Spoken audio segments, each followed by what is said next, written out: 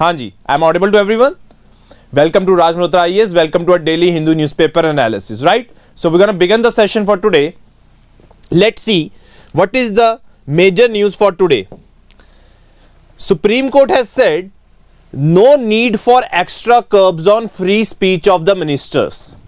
So basically here the question or the topic or the debate is around the speeches made by the ministers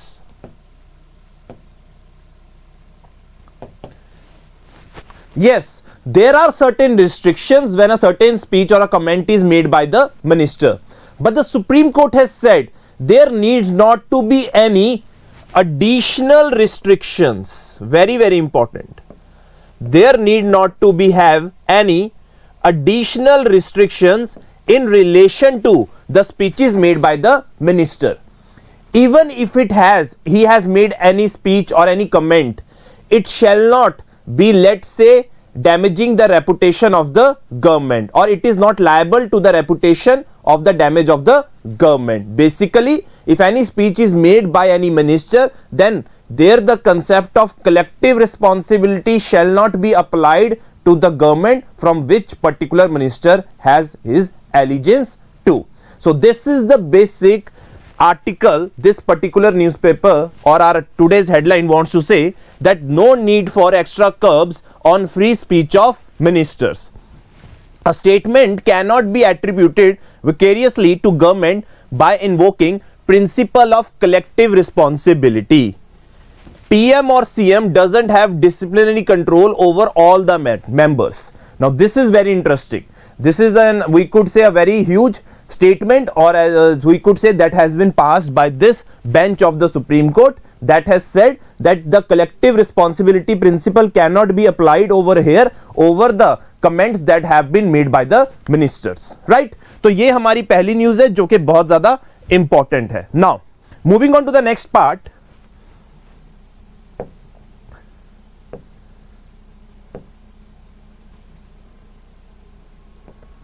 Now this is a little bit thing that you shall guys need to know or have an idea about. Let's try to see over here. Call for permanent cancellation of bauxite mining lease in Odisha. Call for permanent cancellation of bauxite mining lease in Odisha. Now here the problem is related to, let's say, this particular mining project that has been awarded to Hindalco. And the basic thing related over here is the environmental clearance. Basic thing there over here is the environmental clearance. One thing you need to know, that of all the stages involved in the environment clearing process, the third stage is very, very important. That is public hearing.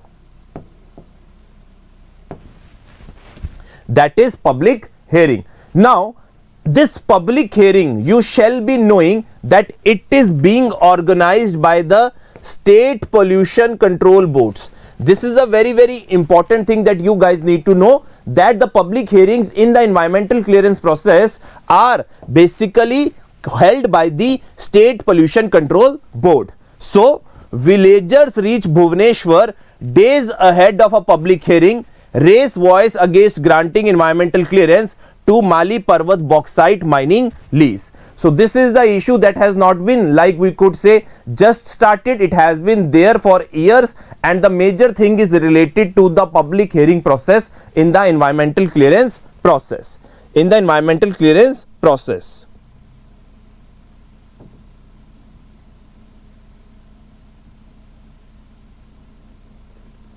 Okay, ठीक है. अगर आप बात कर रहे हो collective responsibility की, someone has a doubt कि यू नीड टू नो, ठीक है. इसके अंदर हमें आर्टिकल के अंदर बात करें तो आर्टिकल 75 के अंदर आता है, right. It comes under article 75. I didn't mention it because I thought that you guys would be knowing it. So don't need to be like you guys, इतना भी डिटेल में इसको भी करने की जरूरत नहीं है, so that you guys have a clear vision related to this, right. Okay, I hope this point is clear to everyone. Call for permanent cancellation of bauxite mining lease in Odisha, right. चलिए next topic पे चलते हैं. Okay, Now, here, two articles are very, very important in today's newspaper. One is related to while upholding demonetization, Supreme Court failed to hold government accountable. Now, one thing you need to be knowing regarding this, yesterday we discussed that how by 4:1 majority, Supreme Court has passed the process or said there is no flaw in the process that is there in the demonetization process. Now, one of the very, very important thing that you guys have to understand in relation to this, let's try to have a look. Let's say this is RBI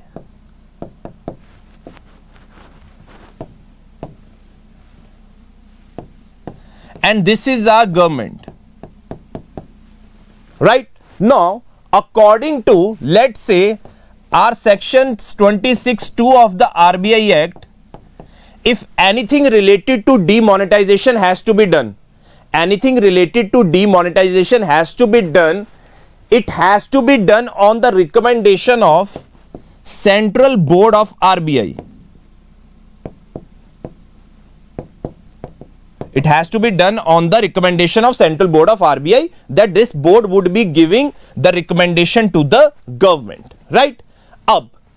In this process that was followed by the government was, government initiated the action by its own by telling the RBI that they are thinking to demonetize the currency notes of 500 and 1000. कि ये लोग क्या कर रहे हैं, demonetize कर रहे हैं 500 और 1000 के नोट्स को. This was the thing that was taken up by the government. Now the important thing over here which the Justice Nagrathan, that was basically against the decision or was not in the favor that the process was duly followed in this demonetization process, she said this procedure was not followed because government had given them the recommendation to the Central Board of the RBI. As a result, their decision was not independent. First of all, this was the one flaw that this particular article also wants to highlight related to why Central Board of RBI did not initiate this when there is a provision under 26 section 2 of the RBI Act. Second thing, if government had to introduce the demonetization of 500 and 1000 currency notes, then it had to be done through an ordinance or through a legislation, that is parliament legislation. Instead, there was just a gazette notification release that completed this whole demonetization process. So these are the two things which have been debated upon, and this article wants to say that overall Supreme Court should have looked at these two matters more closely in order to, let's say, find the proper flaw in the process of the demonetization. But Supreme Court said that even though government initiated the task, it did not, let's say, failed the test of doctrine of proportionality. This principle was duly followed when we talk about this whole process, because they said कि ये पास हो गया था. The objective, yesterday I discussed as well, plus the means to achieve the objective were proportion to each other. As a result, there was no flaw in the demonetization process. This was the thing that is being debated upon, the demonetization process that was taken in order to remove the black money from the market, right? तो ये सारी story है अगर हम बात करते हैं demonetization को लेके, और if we talk about what were the areas that have been debated upon related to this particular thing. I hope this point is clear to everyone.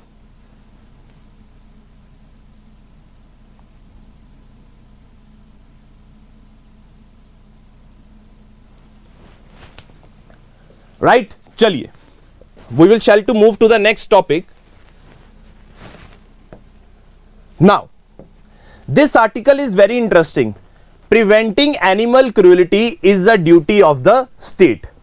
I think everyone knows or is aware of the Jallikattu practice of Tamil Nadu, which has been highly debated from the past 7 to 8 years. That has been highly debated from the past 7 to 8 years, that this Jallikattu practice, right, where the, let's say, men compete against each other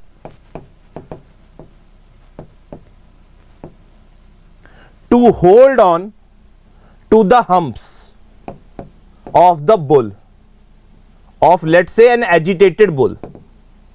This is the particular sport that I am trying to talk about. That's Jallikattu sport, where the men compete against each other in order to control or stick to the humps of the angry bull, right? Now this particular practice was declared illegal, or would say declared null and void by our Supreme Court in 2014. It was declared 2014 that this practice is illegal and illegitimate.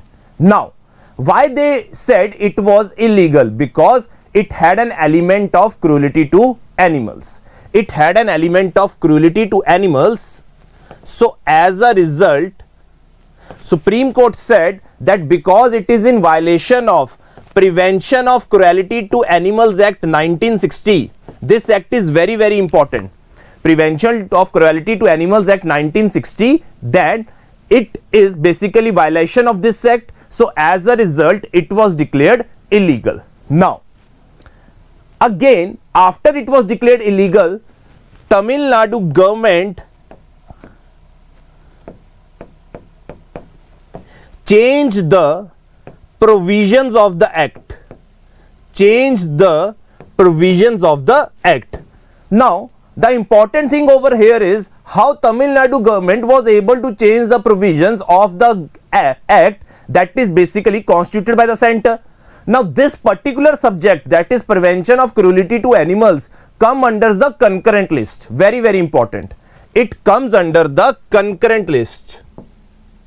Because this subject is under the concurrent list, the state government had amended this act and exempted Jallikattu from this particular act. As a result, they were again free to continue the practice of Jallikattu festival. Now, the Supreme Court again is hearing the debate on this particular issue related to Jallikattu and is gonna deliver the judgment related to Jallikattu, whether it shall be legal or not. So the whole debate in this article is about the story when it was declared illegal and how it was amended by the Tamil Nadu because the subject is a concurrent list. Now the matter is before the Supreme Court, how it is gonna decide whether it shall be allowed, this particular practice that is associated with the, let's say, citizens or the residents of Tamil Nadu, or whether it would be declared illegal.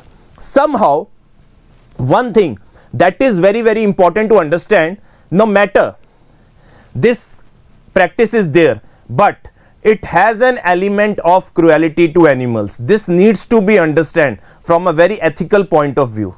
This needs to be understood from a very ethical point of view, that there is an element of cruelty to animals. So as a result, it is to be seen what the Supreme Court says in this particular judgment related to Jallikattu. So this was in the news, and it is very, very important to understand that how Jallikattu was being practice was exempted by the Tamil Nadu government relation to Prevention of Cruelty to Animals Act 1960, right? No, it is not the case. In concurrent list, states can also legislate on that particular matter and center can also legislate. Now states have legislated, center ने कोई law नहीं बनाया इसके ऊपर, अब center ने amend नहीं किया. If center would have amended and kept Jallikattu under Prevention of Cruelty to Animals Act, then this scenario would not have been there, that the appeal would have gone to the Supreme Court, because it was in line with their earlier decision. Because center has not interfered, as a result litigations were pending before the Supreme Court in order to make sure that they bring into light what shall be the fate of this particular Jallikattu festival. I hope your doubt is clear. Puneet Dubey ji, चलिए ठीक है जी. तो ये हमारा एक topic था related to Jallikattu, and this was the topic related to demonetization, right. Now The next articles are not that much important. It is related to multi-domain operations and slow and steady. Basically, it is related to the coming of the new president of the Brazil, right? Okay. Next articles are not that much important. Now, I think everyone knows recently there was a resolution. Recently, there was a resolution that was passed by the United Nations General Assembly in relation to asking the opinion of International Court of Justice, about the occupation of the Israeli forces that they have done in the, let's say, Palestine area, in the Jerusalem area. So this was the particular resolution that was in the news recently. India did not vote in that particular resolution, neither did USA. A few of the Arab countries basically supported this resolution. Now let's try to look and get a thought about this whole structure of this particular area, Israel and Palestine. I would tell you one thing, you would be able to understand each and everything related to now Israel-Palestine issue when I would be explaining you right now, right? Chaliye. Let's say what this particular text is saying. This is the area of West Bank. This is our Gaza. This is, let's say, Israel. This is Jordan. This is Syria. This is Egypt. This is Lebanon. Now here we have the Mediterranean Sea. Here we have the Mediterranean Sea. See, according to United Nations Partition Plan of 1948, related to this particular area, one thing I want to tell you, that initially all of this area was under the British occupation. It was under the British occupation after the World War I. It was known as British Mandated Palestine. It was known as British Mandated Palestine.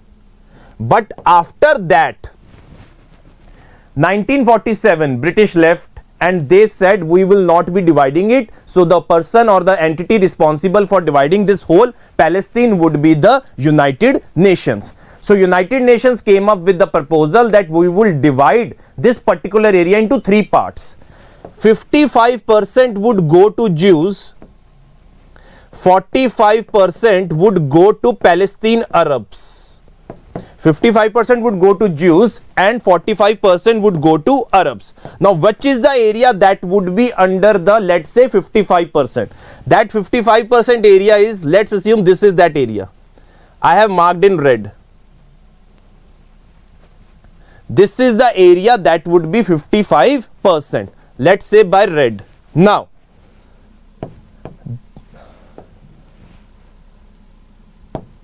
and this particular area that I am highlighting in the blue would be basically of the Arabs, that is Palestine area, right? So I am marking it in blue. Then there would be one more area, but that area would be an international zone.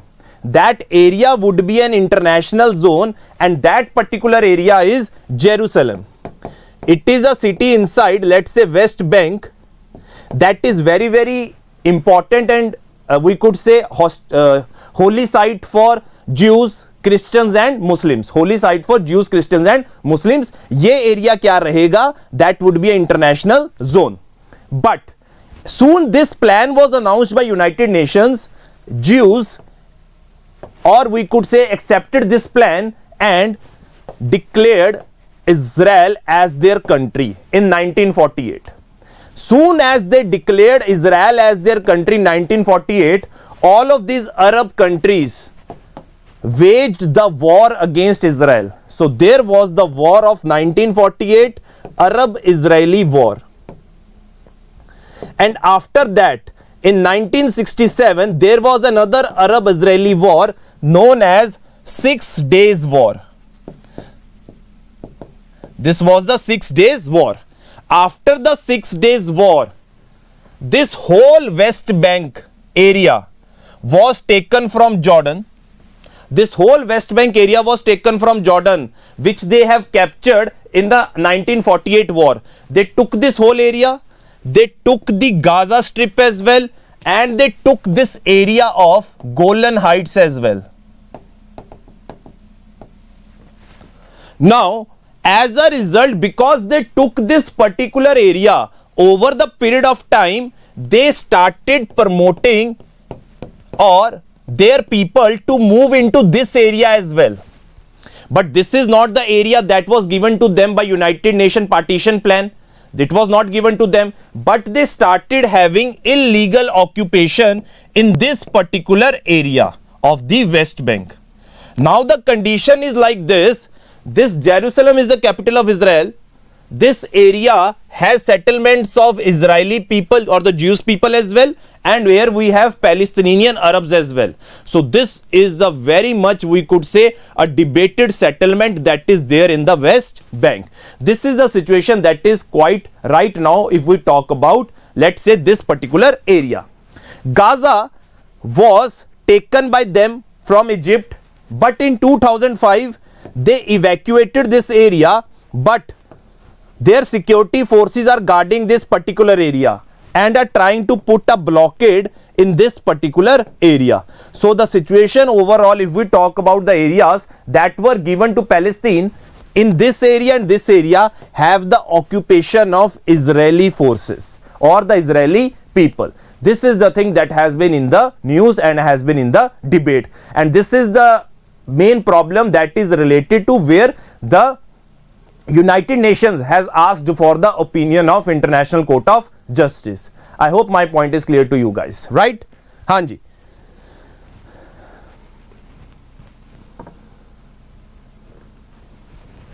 चलिए आगे चलते हैं, right? Okay, so this is the thing that they particular want to highlight upon this Israel-Palestine issue, right? Moving to the next part, nothing much more important here. Okay, one thing you need to know that Madhya Pradesh has a new act that was in the 2021, according to which very important, they have said a person that needs to convert or desires to convert into another faith has to give 60 days prior intimation to district magistrate, has to give prior information to the district magistrate. Now this is the particular question or the area of the debate that has been in the news related to this Madhya Pradesh Act. Now this thing is very, very important, and what Supreme Court has said, Supreme Court has said that all religious conversions cannot be presumed by the state to be illegal. Her religious conversion illegal नहीं होती है. Along with it, agreeing to hear a Madhya Pradesh government appeal against a High Court decision that frees the mandatory provision requiring a person who desires to convert to another faith to give 60 days prior intimation to the district magistrate. So they are basically hearing an appeal that has been filed by the Madhya Pradesh against the High Court decision that did not vouch for this particular provision of conversion of to another faith and informing within 60 days to district magistrate. Now the question that here comes to our mind, or the articles that are in the debate, are basically related to article 25 to 26. These are the things that you have to ponder upon. When the Supreme Court has said that all the conversions are not illegal, the conversions which are illegal are the ones which are done by force. This is the thing that you need to remember. The conversions which are done by force, those are illegal, otherwise the conversions are not illegal. I hope my point is clear to everyone related to this particular topic. Chaliye, moving to the next part, nothing more important in the news page. Our president has said Constitution is the basis of vibrant democracy in India. Now you can use this line in basically writing your mains answer. Very important. Constitution is the basis of vibrant democracy in India. This is a point that is very, very interesting, and you can utilize it in your mains answer, that it is the basis of vibrant democracy in India, right? Okay.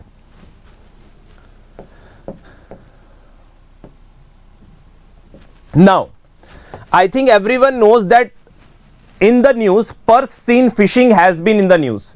Now, purse seine fishing is basically related to, let's say, fishing done in a, let's say, very commercial manner using very large nets. If very large nets are used beyond, let's say, territorial waters beyond 12 nautical miles, then as a result, small fishermen are at risk because they cannot exploit or they cannot do that cultivation in a very large manner. So they are at risk. So Tamil Nadu government has put a ban on the purse seine fishing. Now, as a result, center wants to reconsider this particular ban. Now, the Supreme Court has asked the center that what would happen to this small and traditional fishermen if this affluent purse seine fishermen are allowed to operate beyond 12 nautical miles. This thing is very interesting. अगर हमने इनको allow कर दिया तो जो छोटे fisherman हैं उनका क्या होगा? Those who are small fishermen, won't they be affected if the reversal is taken on the decision related to Tamil Nadu government that has banned this particular purse seine fishing? So purse seine fishing, that you guys need to know, it is the fishing that is done using, let's say, mechanized boats and very large nets, right? Chaliye. Nothing much important in the world's page. Same news, China का lockdown का issue, China में COVID के cases, and finally we have our, let's say, economics page, and government has raised the windfall tax on crude oil, export of diesel and ATF. I think everyone knows what is a windfall tax. Windfall tax is levied on the domestic companies when they are making more profits as a result of, let's say, increase in the prices outside of the country. They are making more profits. So as a result, to take down on those profits, there is a tax that is levied by the government by the name of windfall tax, right? So this is the interesting news that has come related to windfall tax. I hope this point is clear to everyone, and we are done with the today's analysis, right? See, article को समझना जरूरी है, ठीक है? Article number तो याद होते रहेंगे, आर्टिकल नंबर याद होते रहेंगे, यूपीएससी में नहीं पूछने वाले कौन से आर्टिकल में क्या लिखा है, right?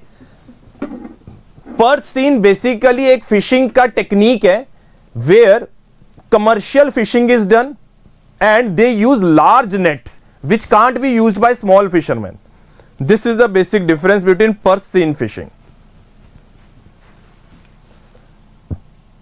Hanji, is this thing clear to everyone? Okay, so we need to know the essence. There were two basic important news that came in today's newspaper related to Jallikattu, related to Israel-Palestine issue, and related to the concept of collective responsibility does not apply here to the ministers when they are saying something that cannot be, let's, implied to the government. So these are the basic news that have been in the news, and thank you guys for joining us. Keep supporting us, and see you tomorrow, same time, 9 AM. Thank you so much. Okay, one thing I want to tell who are saying about weekly current affairs session that is there on our YouTube channel. It is coming on Saturday from 2 to 5. It is now coming on Saturday. We have clubbed it together rather than doing it separately on the weekdays. We have clubbed it together. It comes on 2 to 5 on Saturday. So do join us on Saturday in order to watch the particular weekly current affairs Hindu session, right? Chaliye. Thank you so much.